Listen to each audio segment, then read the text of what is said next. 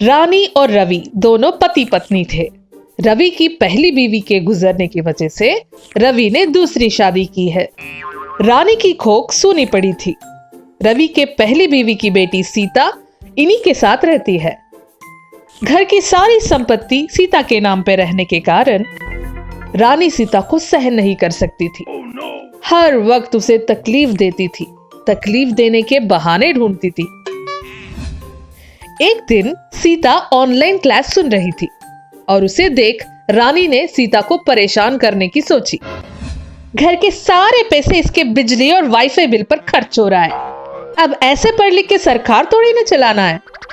ये सोच के इंटरनेट की तार को निकालने का प्लान बनाया। अरे बाप रे, ये सारी तार तो चीनी की शक्लों की तरह एक ही जैसे लग रहे हैं।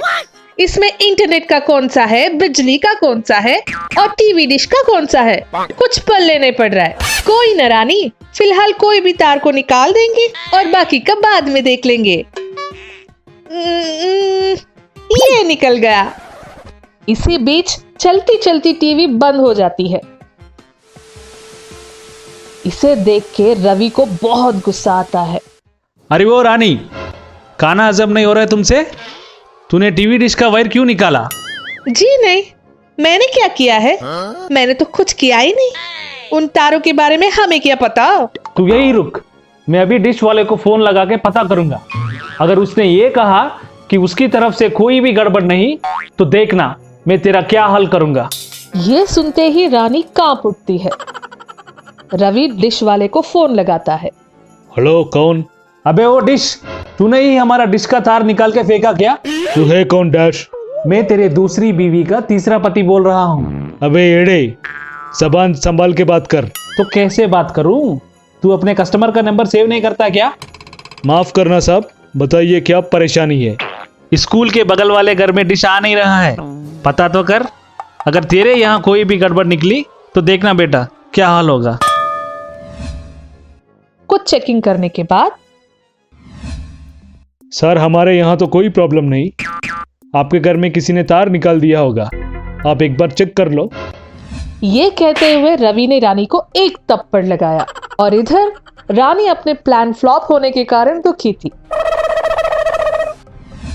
रवि से सीता को डांट पड़वाने के लिए रानी ने एक और प्लान बनाया। ये करमझरी तो हर मुसीबत पर भारी पड़ रही है, इस बार कुछ अच्छा फंसाऊंगी देखना।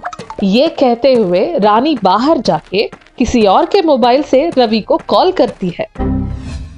हेलो, रवि जी है क्या?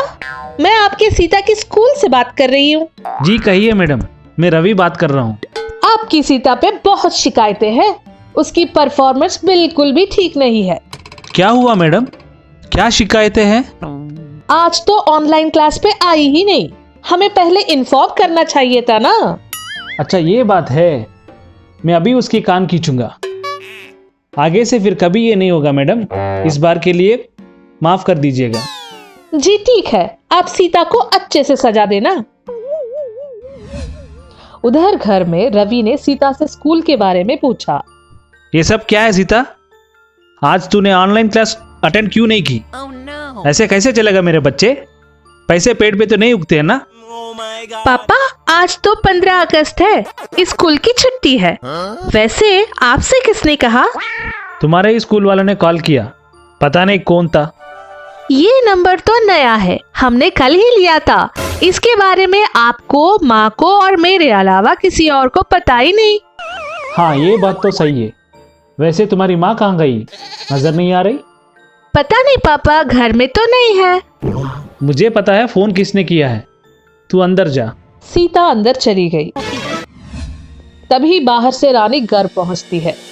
रवि गुस्से से, कहाँ थी, कहाँ गई थी? आजकल तू स्कूल में काम कर रही है क्या? स्कूल? क्या बकवास कर रहे हो? मैं क्यों स्कूल में काम करने लगूंगी? हे राम, कहीं इन्हें सब कुछ पता तो चल नहीं गया।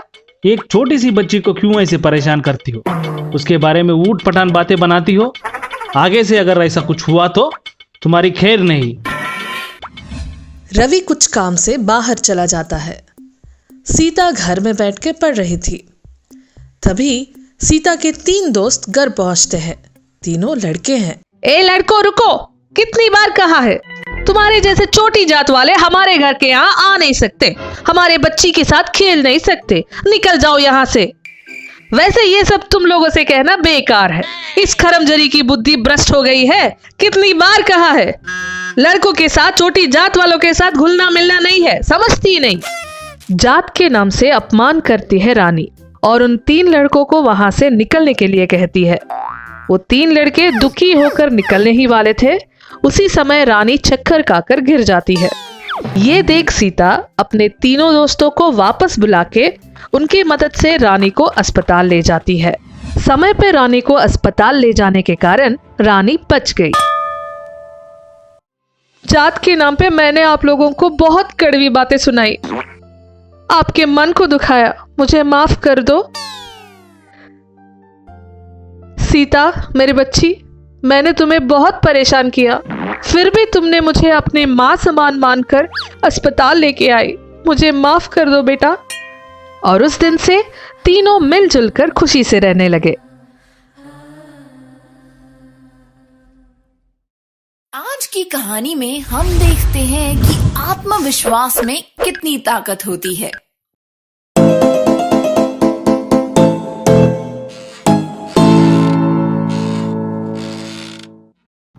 मेंढकों का एक समूह एक बार एक जंगल से गुजर रहा था।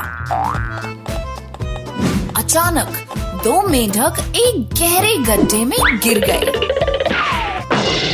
जब बाकी मेंढकों को इस बात की जानकारी हुई तो वो सब गड्ढे के आसपास घेरा बनाकर इकट्ठे हो गए।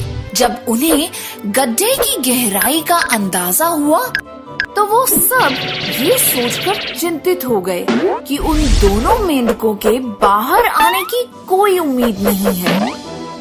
हालांकि उन दोनों मेंढकों ने बाकी सबकी बातों पर ध्यान नहीं देकर एक निश्चय कर लिया था। उन्हें विश्वास था कि वो किसी तरह बाहर निकल आएंगे। इसके लिए उन्होंने कूद कूद कर बाहर निकलने का प्रयास शुरू किया। उन दोनों की इतनी कोशिशों के बावजूद ऊपर के सारे मेंढक उन्हें हार मानने के लिए कह रहे थे। उन्हें लगता था कि उन दोनों की मेहनत व्यर्थ जाएगी। आखिरकार दोनों में से एक मेंढक ने समूह की बात सुन ली। उसने ऊपर आने की कोशिश बंद कर दी और गिरकर मर गया। दूसरा मेंढक निरंतर कूद कूद कर ऊपर आने की कोशिश करता रहा। फिर से ऊपर के समूह ने उसे भी रुक कर मर जाने को कहा। उसने किसी एक की भी न सुनी। वो और मेहनत करता गया और आखिर में बाहर निकल गया। दूसरे मेंढकों ने उससे पूछा, क्या तुमने सुना नहीं, हम क्या कह रहे थे? मेंढक ने कहा कि उसे कम सुनाई देता है, इसलिए उसे सुनाई नहीं दिया कि वो सब क्या बोल रहे थे। उसे लगा कि इस पूरे समय में सब लोग का हौसला बढ़ा रहे थे और इस तरह दूसरों की बातों पर गौर ना करके मेंढक ने अपनी जान बचाई। इस कहानी से ये सीख मिलती है कि अगर आप भीड़ का हिस्सा हैं, तो कुछ भी बोलने से पहले जरूर सोचें। आपके शब्द किसी की जिंदगी को मौत में बदल सकते हैं और स्वयं के लिए हमेशा खुद के निर्णय पर भरोसा करें। ऐसे ही ज्ञानवर्धक कहानियों के साथ हम फिर मिलेंगे। मैडम, मूत्रालय जाए? अंग्रेजी। कहाँ मैडम? अंग्रेजी में बोलो लल्ला।